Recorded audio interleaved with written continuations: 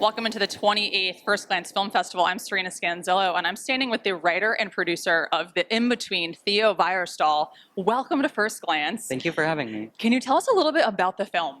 Yeah, so this is The In-Between. It is a short film about a young man who gets into a car accident and finds himself stuck between life and death. And in order to wake up again, he has to kind of get his memories back, and in turn discovers about his own childhood and about his own gender identity. Oh my gosh. So this is super inspiring for so many. I'm sure of it. And what made you want to share this story? And tell us a little bit about your writing process.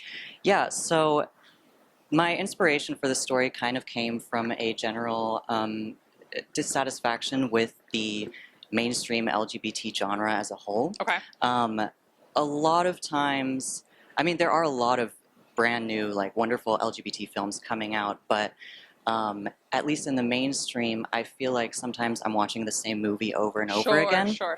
And so it was through that I wanted to kind of break away from that and do kind of like a sci-fi, fantasy, surreal short story with a transgender character. And it's kind of the same with transgender characters. Typically, we'll follow a character in the middle of their transition or wanting to transition, and by the end of the movie, they've transitioned, but then it's over. And when in actuality, trans people, our lives continue on after that. And so I wanted to have a character who was developed in his identity and looking back at kind of how far he's come.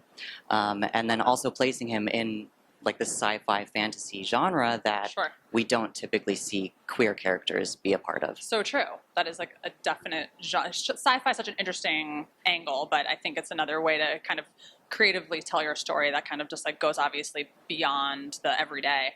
So how do we get started? If I'm an aspiring filmmaker and I have an idea, what would you tell me in terms of taking that first step forward? I think definitely finding your community. This was a student film, so I was kind of already in that creative space, and I got to pitch this idea to a bunch of people who wanted to make movies. Very cool. And then we moved on to crowdfunding, which we used the Seed and Spark platform. Awesome. And yeah, honestly, just like going, if you're not going to school, like going to film groups and like screenwriting groups and just finding people who are interested, because they'll have connections to the film community as well in your area. Sure. Now, are you from Philadelphia? I'm from Arizona. Oh, you're from Arizona. Did you fly in for this? Yes. Oh my gosh. Well, welcome. Have you been to Philadelphia before? No, this is my first time. Oh my gosh. Okay. So tell us a little bit about your First Glance Film Festival experience up to this point, and what made you want to submit to First Glance this year? I actually got this festival recommended from someone in the industry that I know who had his film screen here a long time ago, and so I was like, yeah, why not? And I mean, this is only the second festival that we've been in, so I'm pretty happy about it. That's so exciting. That's so exciting.